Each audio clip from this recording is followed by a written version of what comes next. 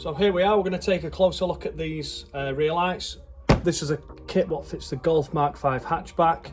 This is a black Lexus style rear light kit.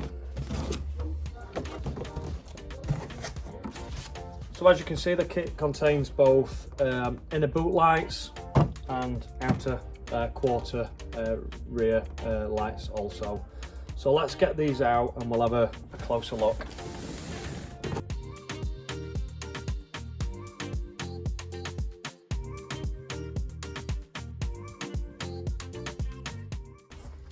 So as you can see, the kit come packaged really well. Lots of heavy duty clear film over the top just to make sure we don't get any scratches or damage during transit. The overall build quality on the lights, they're really good. Got a really nice crystal clear lens and also a matte black background. The lights do have some protection. These just come off. It's just so we don't get anything snapped during transit. There's also a rubber foam which runs around the edge. This just stops any rubbing on the bodywork of the vehicle. These are designed to take the original bulb holders on your vehicle, so it's literally just a case of removing the old lights, twisting your original bulb holder into the new light and refitting it.